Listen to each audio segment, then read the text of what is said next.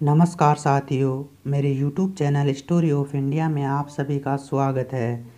मैं देशराज मेवाल फिर हाजिर हूँ आपके लिए एक नया वीडियो लेके। नमूने आज भी ज्यों के त्यों बने हुए हैं। राजस्थान में मौजूद जैसलमेर का किला इसका एक बड़ा नमूना है। इस किले में खूबसूरत हवेलियाँ, मंदिर, सैनिकों तथा व्यापारियों के आवासीय परिसर मौजूद है, जो इसे अन्य किलों से अलग बनाती है। इतिहास के नज़रिए से भी यह किला खास महत्व रखता है, इसलिए इस किले को जानना भी दिलचस्प रहेगा। कहते हैं जितना पुराना यह किला है उतना ही पुराना इसका इतिहास है। राजस्थान में बसे जैसलमेर का इतिहास सालों नहीं बल्कि हजारों साल पुराना है। इस किले का निर्माण 1156 ईस्वी के आसपास रावल जैसल के द्वारा कराया गया था। इस किले के बनने के पीछे एक रोचक कहानी जुड़ी हुई है। असल में उद्दीन मोहम्मद ने षड्यंत्र के तहत राजा रावल जैसल पर हमला करते हुए उनके किले को लूट लिया, साथ ही वहाँ के निवासियों को बाहर का रास्ता दिखा दिया। ऐसे में राजा जैसल के सामने अपने लोगों के लिए नए किले को स्थापित करने की बड़ी चुनौती थी। इसके तहत राजा जैसल ने अपने लिए नए किले के लिए जो त्रिकुट पहाड़ को चुना और जैसलमेर नामक शहर की स्थापना की और उसे अपनी राजधानी बनाया। हालांकि उनकी मुश्किलें यहीं ख़त्म नहीं हुई।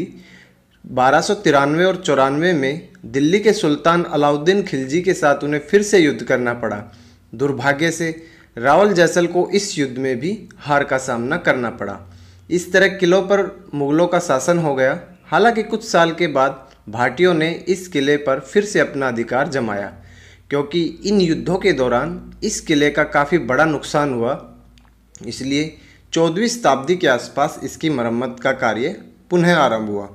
आगे 1541 में सम्राट हुमायूं की नज़र इस किले पर पड़ी तो उसने इस पर कब्जे के इरादे से हमला कर दिया, पर वह इसमें कामयाब नहीं हो सका। इसके बाद मुग़ल लगातार करीब 30 वर्षों तक इसको जीतने का प्रयास करते रहे।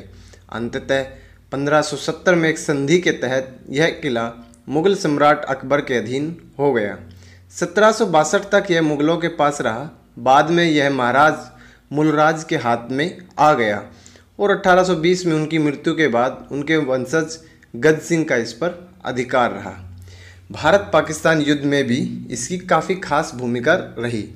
ब्रिटिश शासनकाल के बाद भारत को स्वतंत्रता के साथ विभाजन का कटु घूंट भी पीना पड़ा। पाकिस्तान को एक नए देश के रूप में विश्व के नक्शे पर जगह मिली। बावजूद इसके वह संतुष्ट नहीं हुआ और गलत मंसूबों के साथ 1947 पर भारत पर फिर हमला कर दिया, जिसमें उसे मुंह की खानी पड़ी। लगा कि वह हार से कुछ सबक लेगा, लेकिन दोबारा और ऐसा नहीं करेगा। लेकिन इसके बाद 1965 और 71 में उसने भारत के साथ फिर दोबारा युद्ध किया।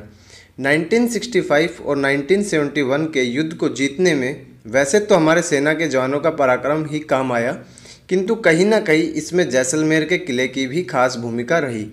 असल में ये युद्ध जिस जगह पर लड़े गए उनमें जैसलमेर भी एक था। चूँकि युद्ध के दौरान वहाँ रहने वाले लोगों की सुरक्षा की जिम्मेदारी सेना पर थी, किंतु उन्हें कोई ठोस उपाय सूझ नहीं रहा था। ऐसे में तय किया गया कि जैसलमेर की पूरी आबादी को वहाँ के किले के अंदर भेजना उचित होगा। असल में यह किला काफ़ी मजबूत था, इसलिए उस समय यह सबसे सुरक्षित जगह माना गया। दूसरा, यह किला इतना बड़ा है कि इसमें करीब 4000 लोग आसानी से आ सकते थे। जैसलमेर का किला राजस्थान के उत्तर पश्चिम रेगिस्तानी शाह जैसलमेर में बनाया गया है, जो कि खुद में एक खास स्थल है। दूसरी चीज़ें जो इसे खास बनाती है वह है इसकी वास्तुकला। इसमें पीले रंग की रेत और पीले पत्थर का इस्तेमाल किया गया है, जो इस किले को पीले सुनहरे रंग की चमक देता है। कहते हैं कि जैसलमेर के पारंपरिक सिद्धांत पर यहाँ के वास्तुशिल्प को डिज़ाइन किया गया है। किले के वास्तुशिल्प को मुख्यतः 3 अलग अलग शैलियों में बांटा गया है। पहली स्पाटियल ऑर्गेनाइजेशन मध्यकालीन वास्तुकला, दूसरी मुग़ल शैली और तीसरी अंग्रेजी शैली जो पश्चिमी शास्त्रवाद को दर्शाती है। इस तरह इसकी दीवारों को 3 परतों में बांटा गया। वहीं किले के अंदर बनाई गई वास्तुकला में इस्लामी, फारसी और भारतीय शैली का मिश्रण मिलता है। किले के ज़्यादातर हिस्सों के निर्माण में संगमरमर का भी प्रयोग किया गया है। सटीक जानकारी तो नहीं मिलती, लेकिन एक अनुमान की माने तो यह किला 460 मीटर लंबाई और 230 मीटर की चौड़ाई में फैला हुआ है। वहीं यह करीब 250 फीट ऊंचा है। यूं तो इस किले का हर हिस्सा बहुत खास है, लेकिन फिर भी कुछ खास हिस्सों को चिन्हित करना हो तो इसमें सबसे पहला नाम राजमहल का आता है। यह राजमहल देखने में काफ़ी सुंदर है, जो सुबह 9 से शाम बजे तक खोला जाता है। यह महल 7 मंजिलों में बनाया गया है। इसके बाद नाम आता है यहाँ के जैन मंदिर का, जो 12वीं शताब्दी के आसपास बनाया गया। यह मंदिर कितना खास है इसका अंदाज़ा इसी से लगाया जा सकता है कि आज के युग में भी जैन तीर्थ यात्रियों का यहाँ तांता लगा रहता है। इस मंदिर में तोरण नाम का एक प्रवेश द्वार है, जो पार्श्वनाथ मंदिर की ओर जाता है। किले के अंदर एक लक्ष्मीनाथ मंदिर भी है, जिसकी स्थापना लक्ष्मी और भगवान विष्णु की पूजा करने के लिए की गई थी। यह मंदिर 1494 में राव लूणकरण के शासनकाल के दौरान बनाया गया था।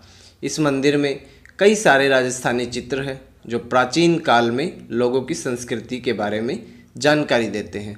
इसके अलावा यहाँ एक पुस्तकालय भी बनाया गया है, जहाँ लोग पुरातत्व से संबंधित किताबें भी पढ़ सकते हैं।